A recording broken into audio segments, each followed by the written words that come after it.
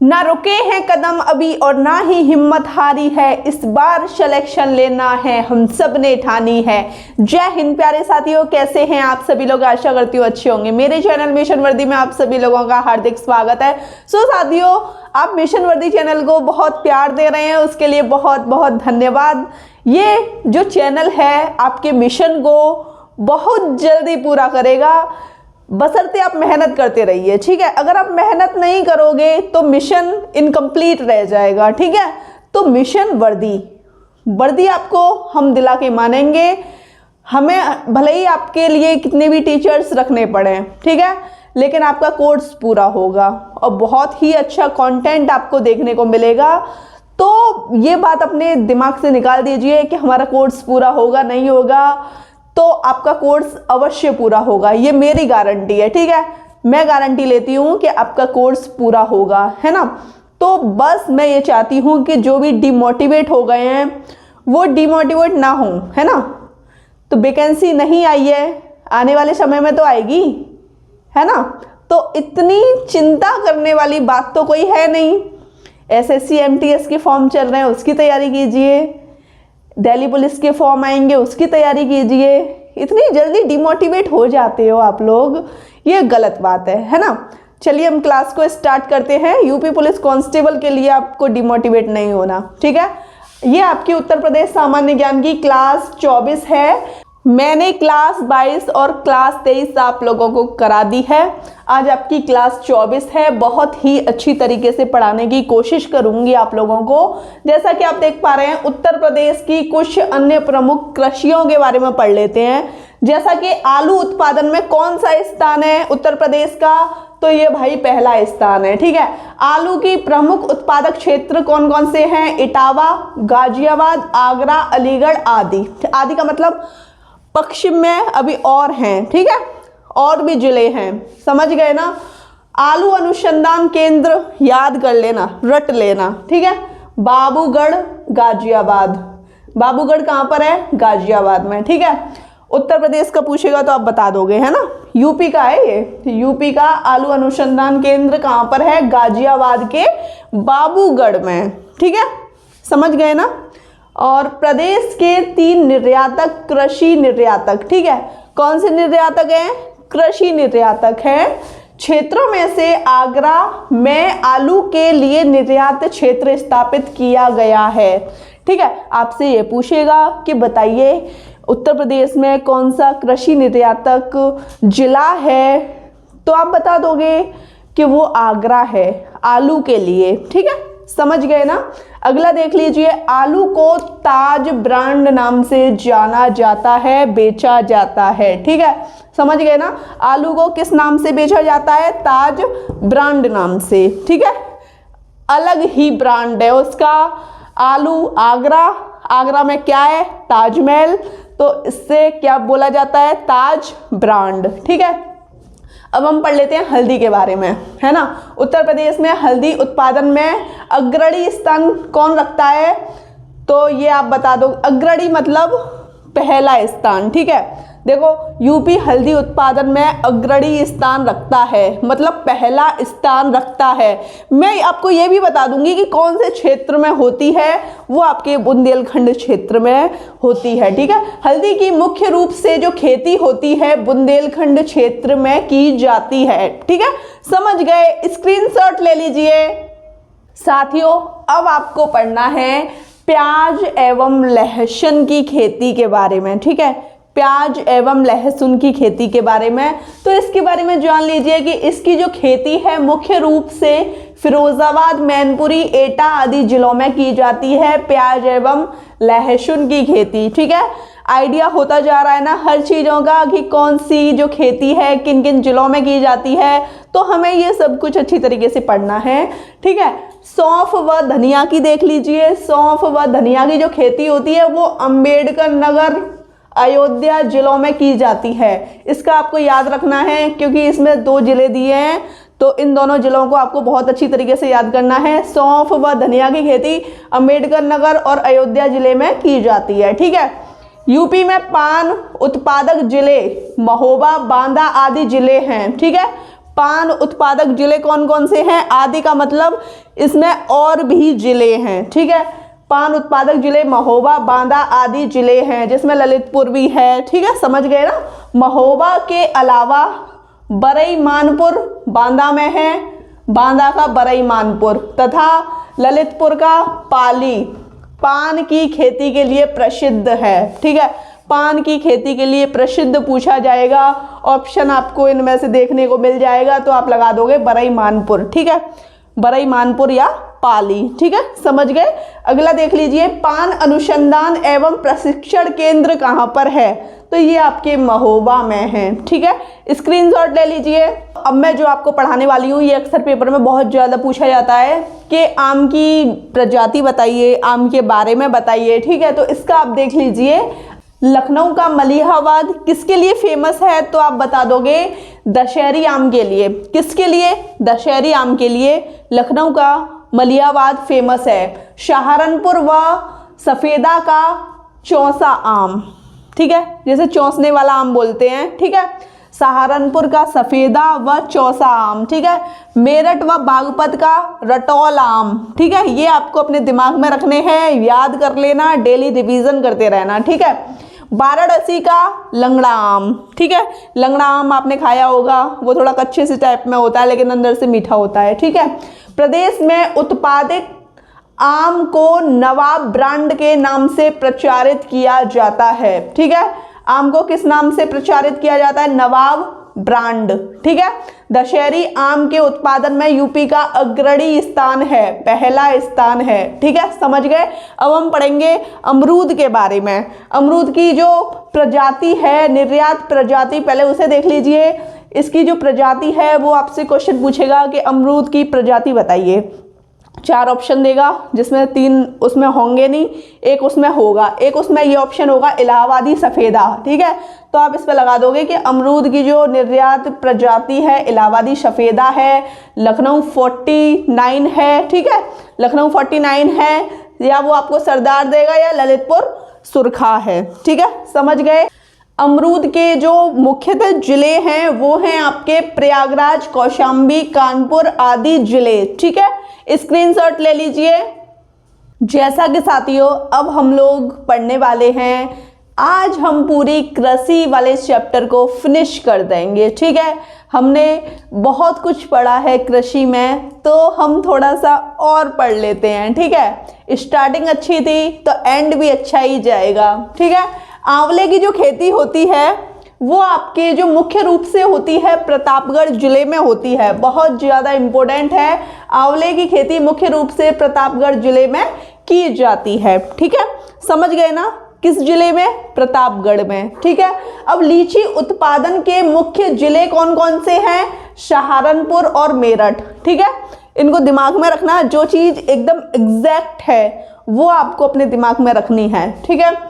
माल्टा का उत्पादन मुख्य रूप से मेरठ, वाराणसी व सहारनपुर जिले में किया जाता है, माल्टा, है ना। अगला देख लीजिए, जो नींबू होता है, नींबू का जो उत्पादन होता है वो बुंदेलखंड क्षेत्र में किया जाता है, ठीक है, समझ गए ना। विशेष रूप से किया जाता है किस क्षेत्र में? बुंदेलखंड क्षेत्र में।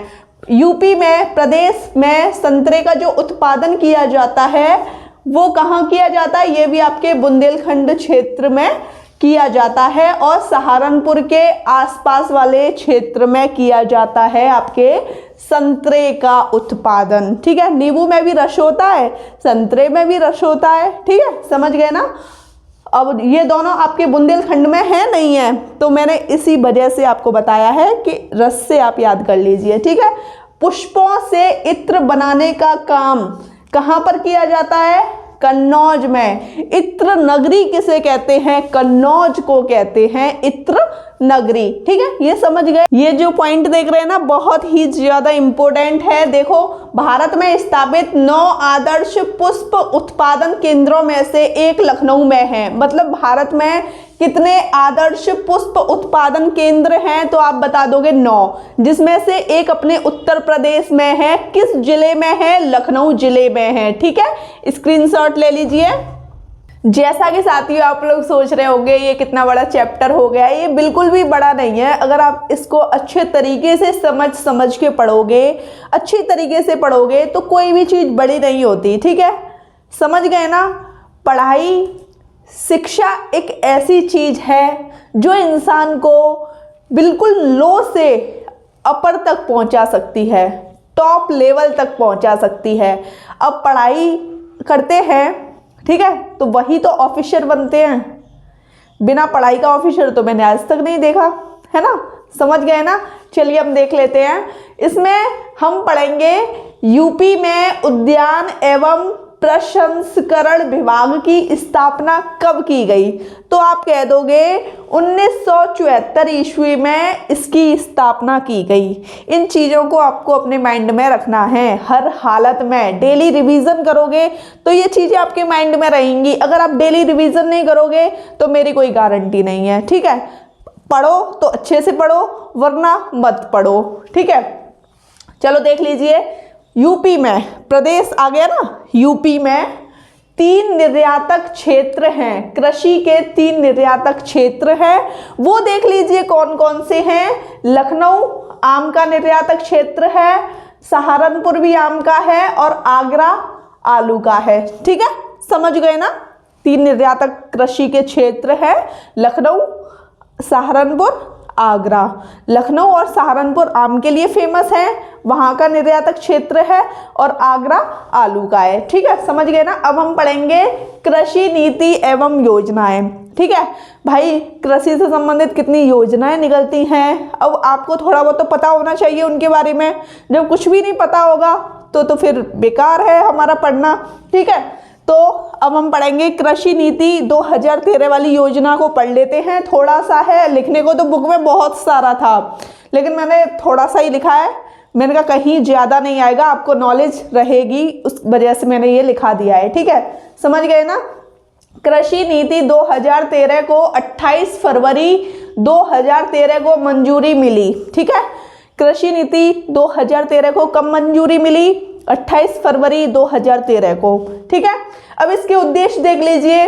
कृषि क्षेत्र में 5.1% की वृद्धि दर प्राप्त करना। ठीक है, इसका जो उद्देश्य है, जो कृषि क्षेत्र है ना, उसमें 5.1% की वृद्धि दर प्राप्त करना है। ठीक है, अब अगला देख लीजिए, पर्यावरण इसमें ही है। ठीक है, पर्यावरण हितैषी कृषि पद्धति को विकसित करना। ठीक है, जो पर्यावरण हितैषी कृषि पद्धति है उसको विकसित करना, उसमें विकास करना। ठीक है, तथा मृदा स्वास्थ्य में सुधार कर कृषक की आय में वृद्धि करना। ठीक है, समझ गए, स्क्रीनशॉट ले लीजिए। जैसा कि साथियों अभी आपने कृषि निर्यात नीति 2013 को पढ़ा कि उसमें क्या क्या सुधार हुए थे, उसका उद्देश्य क्या था, ये सब कुछ आपने पढ़ा था।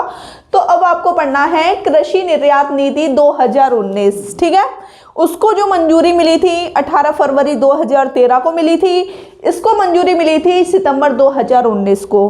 2019 वाली नीति है तो मंजूरी भी 2019 में मिली थी। ठीक है, समझ गए।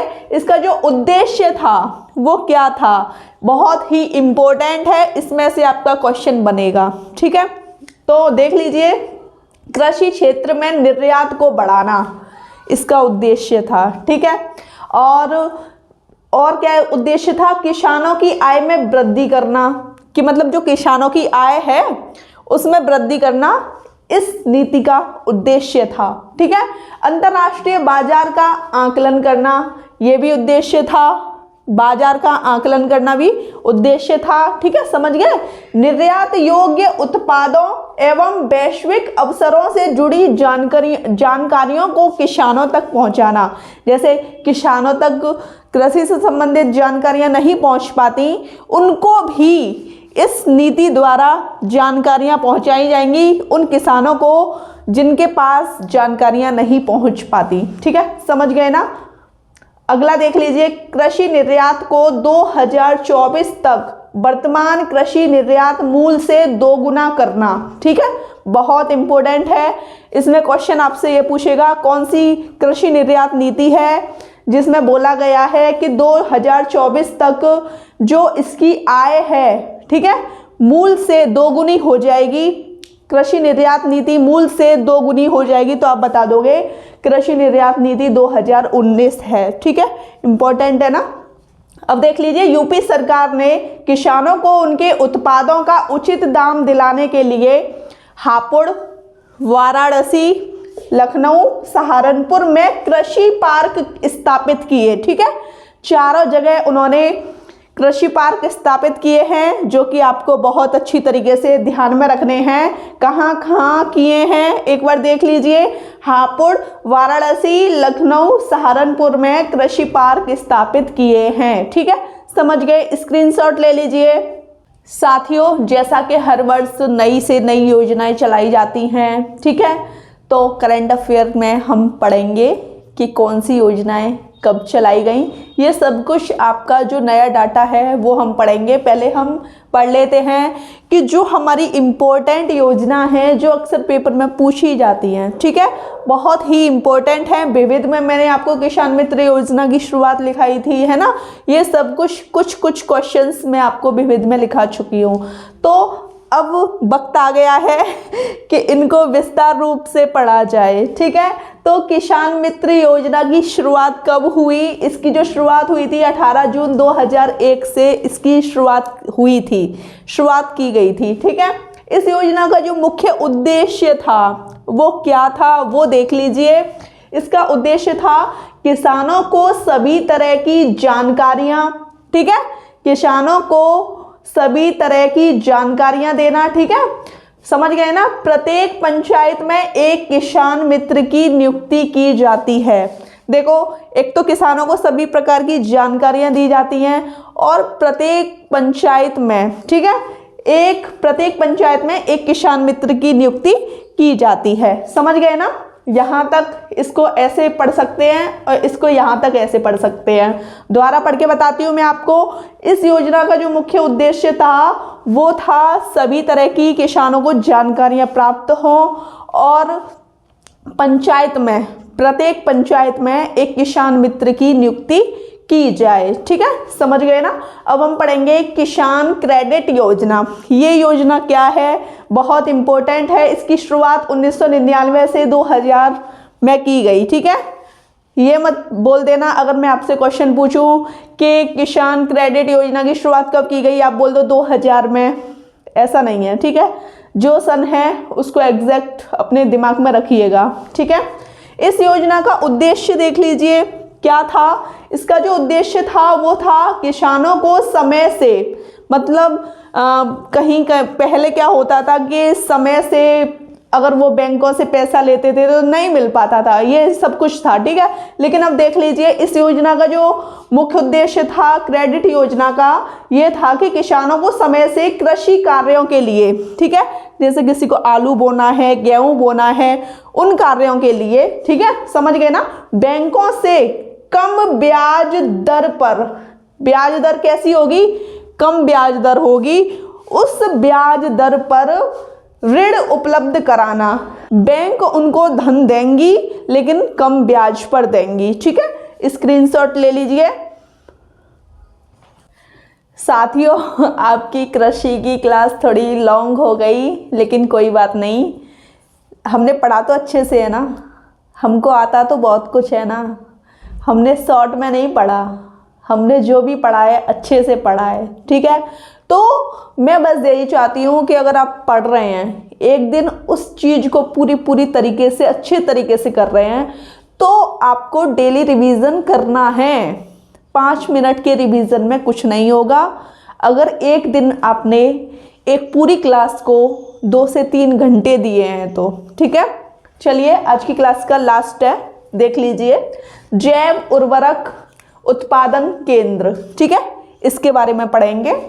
यूपी में कुल 17 उर्वरक उत्पादन केंद्र हैं, ठीक है, इंपॉर्टेंट क्वेश्चन है, यहीं से बन गया, आपसे पूछ लिया जाएगा। उत्तर प्रदेश में उर्वरक उत्पादन केंद्र कितने हैं, तो आप बता दोगे 17 हैं, ठीक है। अब देख लीजिए, इन केंद्रों में जैव उर्वरकों जैसे कौन कौन से जैव उर्वरक हैं, देख लीजिए, राइजोबियम एजेटोबैक्टर पीएसबी का उत्पादन कर, ठीक है, समझ गए। पीएसबी का उत्पादन कर किसानों में वितरित करना है, ठीक है, स्क्रीनशॉट ले लीजिए। साथियों, आपका कृषि का पूरा चैप्टर फिनिश हो चुका है, ठीक है।